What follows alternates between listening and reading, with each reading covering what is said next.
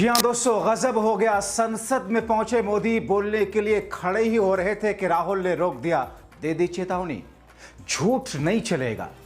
भयंकर भिड़े मोदी और राहुल, और इसी बीच में संबित पात्रा दौड़ करके आए। बहुत स्वागत है आप सभी का। आप देख रहे हैं द राजनीति का विशेष सेगमेंट, खबर और विश्लेषण। मैं हूं जब्बार खान। दोस्तों, संसद के भीतर 29 जुलाई के शाम को ऐसा क्या हुआ कि मोदी शाह एक साथ भिड़ते नजर आए? आखिर मोदी ने संबित पात्रा को बीच में क्यों बुला दिया? और आखिर मोदी जब बोलने के लिए खड़े हो रहे थे तो राहुल गांधी ने ऐसा कहा क्या जिसके बुनियाद पर मोदी, शाह, नड्डा सब तिलमिला गए? और फिर राहुल गांधी ने किस तौर पर एक एक करके धागे खोले कि बैठे बैठे मोदी बगले झांकते नजर आए? एक एक करके विस्तार से आपको समझाएंगे, बताएंगे, तमाम परतें खोलेंगे। आपसे अपील की इस वीडियो को अंत तक जरूर देखें, क्योंकि दोस्तों खबर मोदी शाह के साथ साथ राहुल, ऑपरेशन सिंदूर पर सीजफायर, डोनाल्ड ट्रंप, और फिर जो कुछ जवाबदेही और जिम्मेदारी होनी चाहिए थे उन तमाम चीजों को लेकर के भी है। दोस्तों, संसद में 29 जुलाई को राहुल गांधी के बोलने का जब वक्त आया तो मानो पूरा देश इंतजार कर रहा था।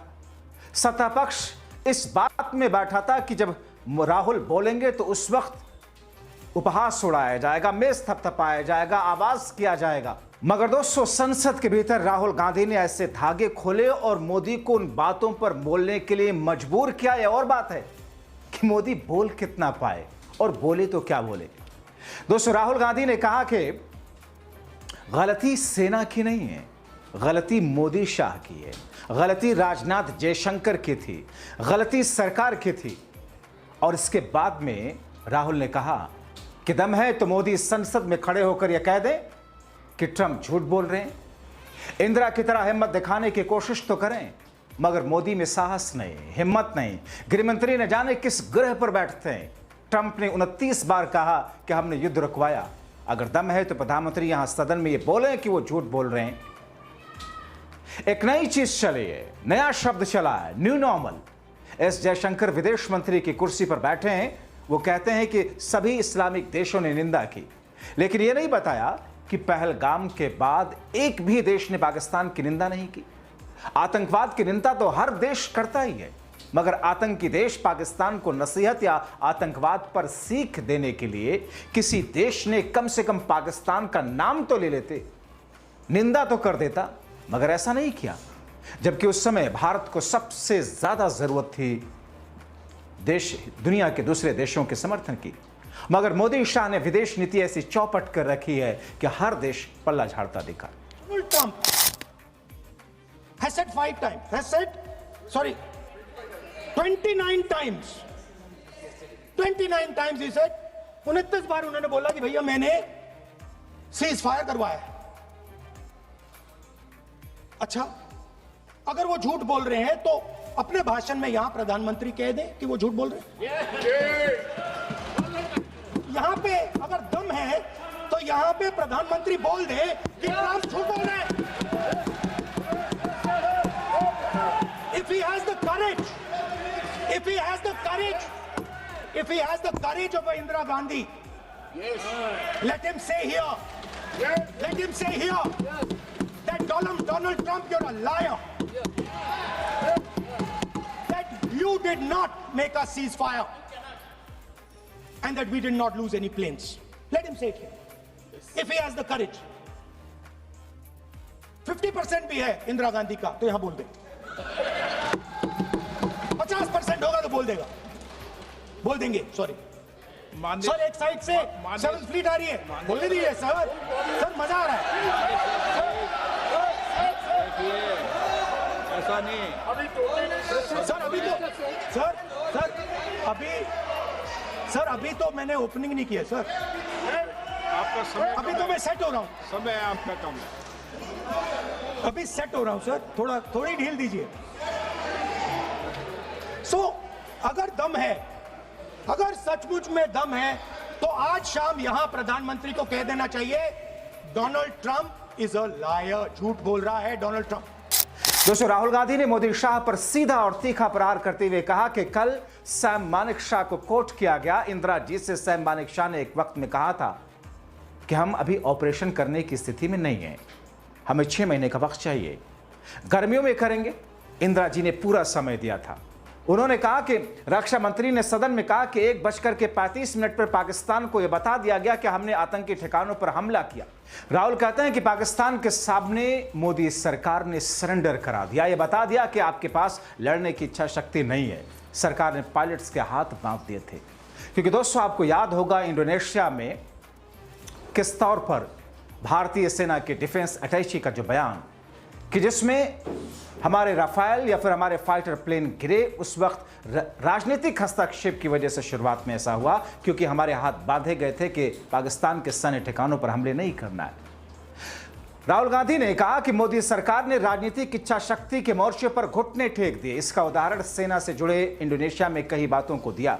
सरकार की इच्छा शक्ति की वजह से हमारे प्लेन गिरे, क्योंकि शुरू में सेना के हाथ एक तरीके से बांधे गए थे। राहुल ने मोदी शाह की कमजोर और दुखती रगों को ऐसा छेड़ा कि सदन में सत्ता पक्ष को सांप सूख गया।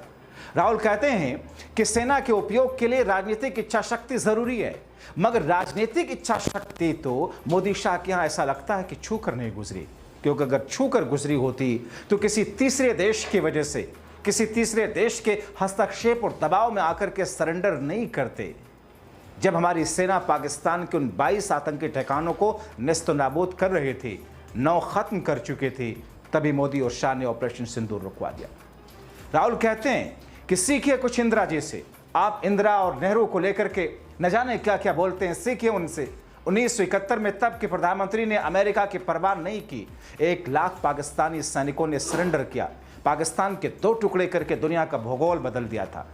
मगर मोदी शाह ने तो सिर्फ सरेंडर करना सीखा है। टाइगर को आप बांध नहीं सकते हो। अगर आप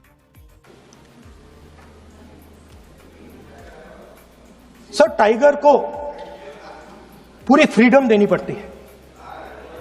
टाइगर को आप बांध नहीं सकते हो। अगर आपने टाइगर से सच्चा काम लेना है, पूरा काम लेना है, तो आपको टाइगर को पूरी छूट देनी पड़ेगी। सर, 2 शब्द हैं, एक पॉलिटिकल विल और दूसरा फ्रीडम ऑफ ऑपरेशन। मतलब अगर आप हिंदुस्तान की सेना, एयरफोर्स, नेवी का प्रयोग करना चाहते हो, आपके पास सबसे पहले 100% पॉलिटिकल विल होनी चाहिए, और दूसरा, अगर आप सेना का प्रयोग करना चाहते हो तो आपको फुल फ्रीडम ऑफ ऑपरेशन देना पड़ेगा। राजनाथ सिंह जी ने अपने भाषण में कल 1971 और सिंदूर का कंपैरिजन किया, और मैं उनको याद दिलाना चाहता हूं, 1971 में पॉलिटिकल विल थी। इंडियन ओशन में 7th फ्लीट आ रही थी, हिंदुस्तान की ओर आ रही थी, और उस समय के प्रधानमंत्री ने कहा हमें जो बांग्लादेश में करना है हम करेंगे, आप आ जाओ, जितना आना है आ जाओ, हम करेंगे। Political will without any confusion. Superpower of the world is coming with its aircraft carriers, hundreds of aircraft. Political will. The Prime Minister of India says we don't care. Come, but हमारा जो काम है हम उसे पूरा करेंगे। General Manekshaw ने इंदिरा गांधी जी से कहा कि मैं ऑपरेशन गर्मी में नहीं कर सकता हूं, नहीं करूंगा, मुझे 6 महीने चाहिए। इंदिरा गांधी जी ने उन्हें कहा आपको 6 महीने चाहिए, 1 साल चाहिए, जितना भी आपको समय चाहिए आप लीजिए, क्योंकि आपको फ्रीडम होनी चाहिए, फ्रीडम ऑफ एक्शन, आपको होना चाहिए। फ्रीडम ऑफ मैन्यूवर आपका होना चाहिए। 1 लाख पाकिस्तानी सोल्जर सरेंडर किए, एक नया देश बना। Sir, let us now move. उधर राहुल के सेनापति खड़गे ने राज्यसभा में उसी वक्त मोदी से जुड़ा सा राज फाश जिससे हर कोई भौचक्का रह गया। उन्होंने कहा कि पहलगाम हमले में 3 दिन पहले मोदी ने अपना दौरा कर दिया। खड़गे कहते हैं कि मैंने पहले इसका जवाब मांगा था लेकिन कोई जवाब नहीं दिया। लेकिन आज पूछता हूं, क्या सरकार को पहले से किसी हमले की आशंका थी? अगर हां, तो आप वहां पर्यटकों को आपने जाने क्यों दिया गया? सर, हमले से सिर्फ 3 दिन पहले प्रधानमंत्री मोदी जी ने अपना शेड्यूल दौरा रद्द कर दिया था। मैंने पहले भी इस बारे में पूछा था लिखित, जिसका मुझे आज तक जवाब नहीं मिला। क्या सरकार को पहले से किसी हमले की आशंका थी? क्योंकि आपने अपना वहां जाने का प्रोग्राम रद्द किया, लेकिन आपको ये कैसा मालूम है वहां पर जो टूरिस्ट जा रहे हैं और लोग दर्शन के लिए जा रहे हैं तो वो लोगों को जाने देते हैं और होम मिनिस्टर यहां पर कान में बोलते हैं वहां जाना ठीक नहीं है, जम्मू कश्मीर में हालात ठीक नहीं है। तो ये मैं क्या कहूं? तो अपनी जान बचाने के लिए दूसरों के जान अगर चले भी गई, चल सकता है। क्या यह देशभक्ति है आपकी? और अगर नहीं तो आपने अपना दौरा क्यों रद्द किया? ये सारे के सारे ऐसे सवाल थे, ये सारी की सारी ऐसी स्थितियां थी जिसको लेकर के एक तरफ से सत्ता पक्ष के सांसदों को सांप सूखता हुआ नजर आया। हालांकि उन्होंने इंटरप्ट करने की कोशिश की। दोस्तों, राहुल गांधी ने जब अपनी बातें रखी तो उसके बाद में मोदी साहब को बोल रहा था, लेकिन उसी बीच में मोदी साहब की तरफ से संबित पात्रा बीच में बोलने के लिए आए और वही बातें जो कि टीवी डिबेट में आपने अक्सर उन्हें बोलते हुए हिंदू मुसलमान और न जाने क्या क्या, उन्हीं सब चीज़ों पर राहुल का उपहास उड़ा करके अपनी बात रखने की कोशिश की। मगर मोदी साहब जब खड़े हुए अपनी बारी पर तो उन्होंने भाषण की, शब्दों की ऐसी गरिमा दिखाई जिसे सुनने वाले ये कह रहे हैं कुछ तो शर्म कीजिए महाशय।